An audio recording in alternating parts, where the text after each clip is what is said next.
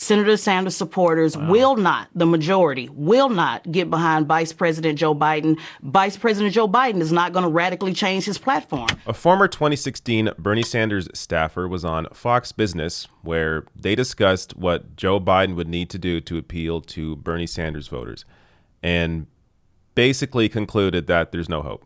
So this is going to be Bernie's former social justice director from 2016, Teslin Figaro, on Fox Business. This is an incredible discussion. I'll pause it about halfway through to comment on some of this, but check this out.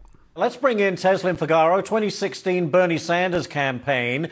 Teslin, we hear from Bernie Sanders there saying that Biden will have a problem, that is, with Bernie voters if he doesn't move further to the left on certain issues. How likely is that, do you think? Oh, it's very likely. Senator Sanders obviously was being nice, I guess, because Joe Biden is his friend. But let me go ahead and give it to you. Straight shot with no chaser. He's going to have a hell of a time moving forward with getting Senator Sanders supporters. I don't care what Senator Sanders said. The bottom line is I have warned folks repeatedly over and over and over that Bernie Sanders supporters are dead serious about that platform. It is platform or else. They could care less about Donald Trump being reelected because they see their lives being affected the same either or. They have no problem going to the convention with delegates in hand, willing to negotiate. And Senator Sanders is not going to be able to just tell everybody just to get behind Joe Biden and think that all is well. The pundits this morning are getting it absolutely incorrect. James Carville was saying, oh, no, everybody's going to come together and vote blue. He has no idea what's in the heart and mind of a true Senator Sanders supporter. He's completely wrong. And I am telling you once again that Senator Sanders supporters will move forward with or without Senator Sanders. So he can either go to the convention and negotiate, or he can fold, and they will move forward with the convention, move forward with the movement without him. It's interesting because the Democrats, Teslin, have a history of nominating moderates who, well, don't win. I was trying to make a list here. John Kerry, Al Gore, Hillary Clinton. There's not exactly a great track record with those moderate Democrats. Of course it's not. And I always tell people, I lean center left. I am not a socialist by any stretch of the imagination. I joined Senator Sanders in 2016 because I was anti-establishment. But we could have an entire show on why Democrats keep losing. There are also sectors that still have not had their issues spoken to, particularly black voters. I understand that black voters did vote overwhelmingly for Vice President Joe Biden, but there's still a sector out there of folks who are saying, no, those lists of demands have also not been met, and they will be sitting at home. So I know everybody wants to all get along and have a good kumbaya moment, but Barney, we have a lot to talk about on this subject as soon as we get through this COVID stuff, because it's going to get really real in August. And there's a lot of folks who are disenfranchised and will be further disenfranchised as we continue to move forward through this election. This is exactly right. There's almost no point, honestly, in Joe Biden even trying to appeal to younger voters, because how could they even believe him if he tried to appeal to them? Because what Joe Biden actually has to do is he has to basically turn his staff, his administration, the people around him into the Bernie Sanders campaign. He has to bring on people that have actually fought for issues like Medicare for all, have actually fought for issues like free public college, like a Green New Deal. He needs to bring those people into his campaign. He needs to change personnel. Because even if he just does it, even if Biden just says, okay, now I support Medicare for all, which first of all is not going to happen. But even if he does that, how are people supposed to trust him when he lies all the time? The last debate he had with Bernie Sanders, he had over 5 major lies during that debate, be it on his record, be it on what he supports now. Biden lies all the time and often doesn't even know where the hell he is. So even if he were to take the correct positions rhetorically, there's no guarantee he would actually fight for any of them. So while I do still think the Biden campaign has to do something to try and appeal to people, try and appeal to voters under 45, voters that he lost in every single state, even in states that he won big against Bernie Sanders, Biden still lost voters under 45 to Bernie Sanders. Biden should still try and appeal to those people, but it may not be enough. What he would actually have to do is change personnel, and unless he does that, I can't really see him winning over the Sanders base and working class voters in general.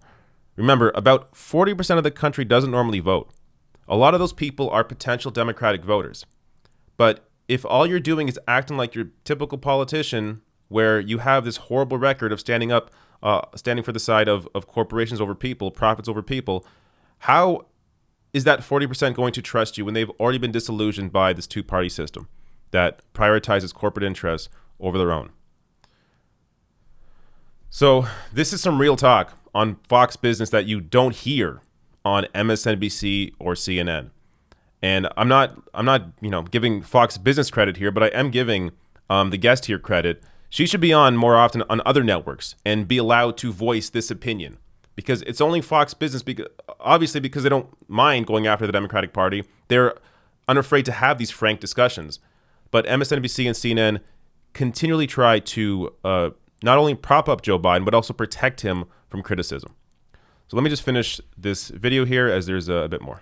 So what you're saying, to summarize, Teslin, is you just don't see the Bernie bros and the Bernie sisters putting their vote next to Joe Biden's name unless he radically changes some of his views on some of the issues. Right. And I'm not saying likely. I'm saying what I know, not what I heard.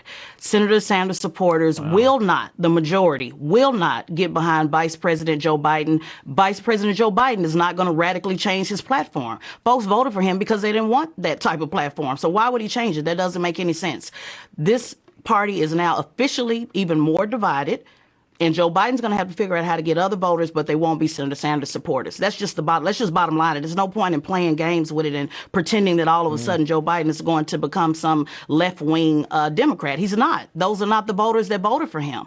The sides have been chosen. The line has been drawn in the sand. It's pick a side or step aside. So Senator Sanders can either pick a side with his supporters or step aside. And there are people who are in line that are waiting to take it over. Folks like Killer Mike, people like Senator Nina Turner, who are willing and ready to take it over and pick the ball up where he completely obviously dropped it. All right. So a couple comments there on what she said. When it comes to the platform, the policies that Joe Biden supports, his platform, I dare you to ask any Joe Biden supporter, name me 3 policies that Joe Biden supports that you support. They won't be able to name anything because they don't support Joe Biden based on policy. Now, again, I'm talking about the average Joe Biden voter. I'm not talking about the millionaires on television. I'm not talking about the fossil fuel companies. I'm not talking about Big Pharma. I'm talking about the average person that voted for Joe Biden. They voted for him because he was Barack Obama's VP. He was familiar. They recognized him. They know who he is. Name recognition plays a major part. And because of that familiarity with Joe Biden and being told by cable news over and over again that he's electable, that's what led to Joe Biden's rise during this primary. So I mention this because Joe Biden right now could completely adopt the Bernie Sanders platform, and he would lose none of those the average Joe Biden voter that he has right now, because they don't support him based on policy. They support him because they know who he is. So if Biden were to make serious moves, bring in personnel from Sanders' campaign onto his campaign, back these major policy proposals like Medicare for all, like a Green New Deal, like free public college, then he would be able to win over potentially a lot more Sanders voters than he's going to using this strategy of, right now all he has is lowering the Medicare age to 60. That's going to appeal to young people. And he has a free public college for like means tested free public college, depending on how much money you made. Again, these plans very similar to Hillary Clinton plans. In fact, I think his Medicare plan is even more conservative than Hillary Clinton's plan was in 2016. But you're not going to win the people over with these very boring neoliberal means tested plans. If he actually adopted the Sanders platform, then he could get a lot of these voters over with, as well, the personnel so that people can actually trust Biden on the issues. But he's not going to do that. So the discussion is almost just pointless, because at this point, all Joe Biden, his only focus now is going to be on winning over conservative voters, winning over so-called moderates that don't really exist. The same strategy that Hillary Clinton used in 2016. The only potential silver lining for Joe Biden, is that this time a lot more people are activated against Donald Trump. So I think back in 2016, because of the way the polling was going, because of the way the media was covering the election, pretty much every American assumed that Hillary Clinton was going to beat Donald Trump, which I think made a lot of people stay home. A lot of people that may have voted for Hillary Clinton stayed home because they thought, well, she's going to win anyways. Why bother going out to vote? This time, 4 years later, there are a lot of people that are angry at Trump. They don't care who they're voting for in terms of the Democrat. They just want to vote against Trump. And that may be enough to lift Joe Biden to a victory. So I think at this point, it's a toss-up. It could be Biden or Trump based on that alone, based on the anti-Trump vote. But why do you want to take that bet?